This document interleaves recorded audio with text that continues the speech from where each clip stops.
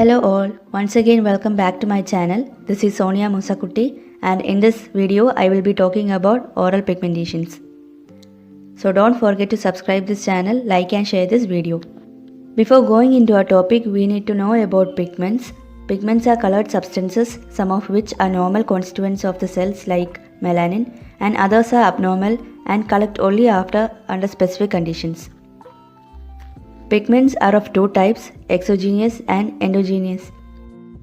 Exogenous pigments are coming from outside of the body, whereas endogenous pigments are synthesized within the body itself. Endogenous pigments include melanin, hemoglobin, hemosiderin, and carotene. So next we can go about the classifications of oral pigmentations. The oral pigmentations are classified according to the color. The blue or purple pigmentations include varix, hemangioma, Kaposi sarcoma, etc. While the brown pigmentations include melanotic macules, melanoma, hairy tongue, etc. While the grey-black pigmentations include amalgam tattoo, hairy tongue, metal injection, and so on. There are other classifications of oral pigmentations too. This is the simplest and easiest one among them. First, we will talk about the blue or purple pigmentations. The first disorder coming under this is hemangioma. The hemangioma is a benign proliferation of the endothelial cells that line the vascular channels. It regresses as the patient ages and the head and neck region is relatively common sight. Hemangioma can be classified into many types: capillary hemangioma, cavernous hemangioma, angioblastic or hypertrophic hemangioma, diffuse systemic hemangioma, Part1 stain, and hereditary hemorrhagic telangiectasis. Hemangioma is often congenital in nature and usually but not invariably follows a benign course. An important point under hemangioma is diascopy. This is a procedure which is performed by pressing gently on the lesion with a glass slide or a glass test tube. A positive diascopy result in blanching generally indicates that the blood is within the vascular spaces and is displaced out of the lesion by pressure. Hemangioma of the oral soft tissue is similar to the hemangioma of the skin and appears as a flat or raised lesion of the mucosa. It is usually deep red or bluish red and seldom well circumscribed. The most common site of occurrence is the lips, tongue, buccal mucosa, and palate. The tumor often is traumatized and undergoes ulceration and secondary infection. The differential diagnosis of hemangioma include mucosal, ranula, and superficial cyst, varicosity, and arteriovenous stent or aneurysm. The management include sclerosing agents such as sodium tetradecyl sulfate, which is used intralesionally. Cryosurgery can be also useful in treating hemangioma. The next blue or purple pigmentation of the oral cavity is varix or varices. Varix is an enlarged and convoluted vein, artery, or lymphatic vessel. It is an acquired benign vascular lesion, generally asymptomatic and does not require treatment. Oral varix is morphologically composed by 1 to 2 extensive and tortuous blood vessels lined by flat, mature endothelium.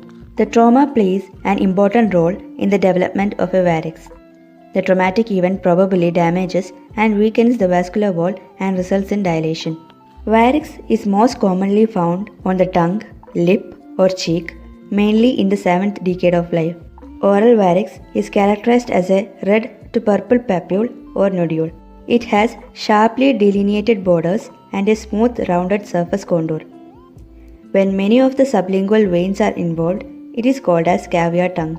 The differential diagnosis of the varix includes superficial non-keratotic cyst and ranula, aneurysm, hereditary hemorrhagic telangiectasis, navy, and so on. Surgical excision of the lesion is most commonly carried out management. Other surgical methods like electrosurgery and cryosurgery can also be done. The next lesion coming under blue or purple pigmentation is Kaposi sarcoma.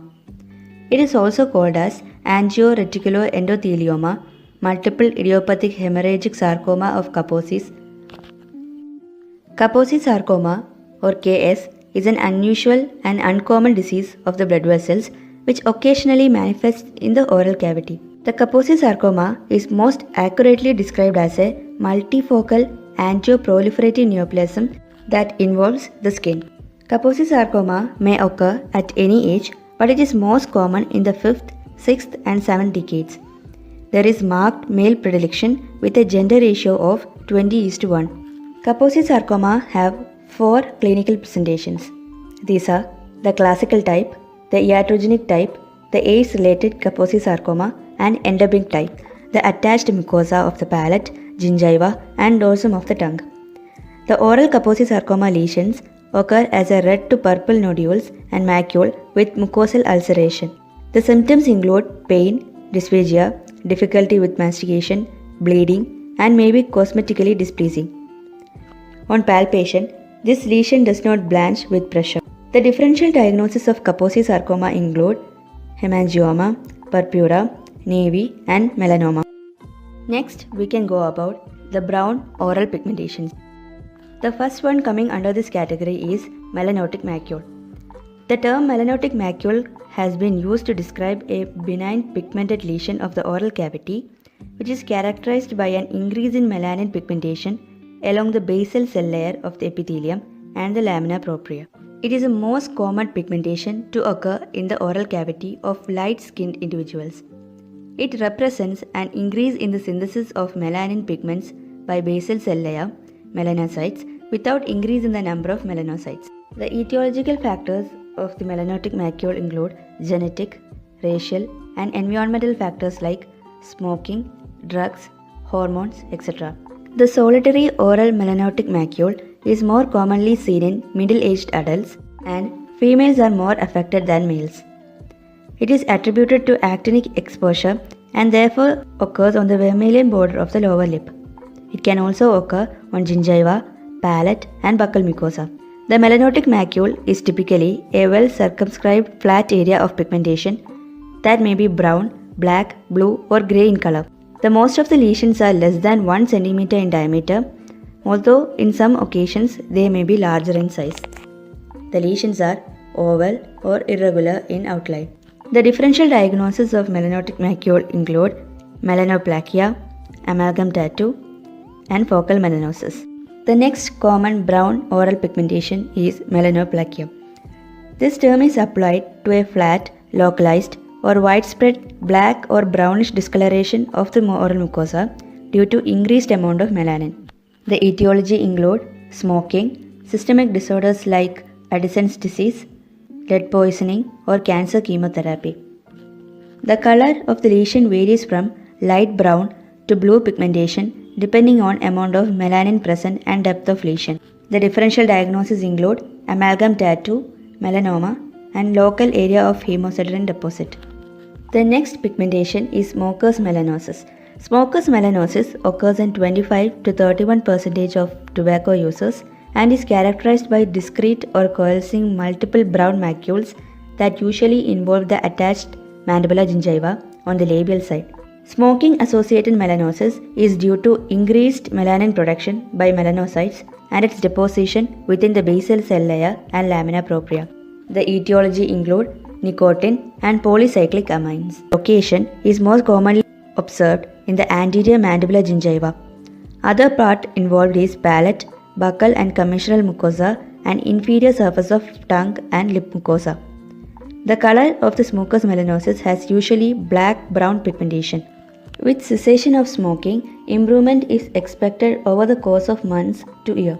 Next brown pigmentation of the oral mucosa is the drug-induced pigmentation.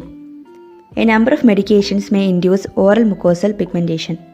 Direct deposition on oral surfaces, local accumulation after systemic absorption, stimulation of melanin-related pathways, bacterial metabolism, alone or in combination may result in oral pigmentation. Several anti-malarial drugs are known to be capable of inducing intraoral melanin pigmentation. The location of drug-induced pigmentation are usually located on the hard palate. Withdrawal of the medication is recommended, although the pigmentation may persist or as long as 1 year after cessation of the medication. Other brown pigmentation which are rare in the oral mucosa include pigmented nevus, melanoacanthoma, melanoma, post-inflammatory pigmentation, cyanosis, HIV oral melanosis, Addison's disease, neurofibromatosis, pregnancy and female sex hormones, hyperfunction of the pituitary gland. So that comes to an end of the endogenous pigmentations that cause discoloration on the moral mucosa.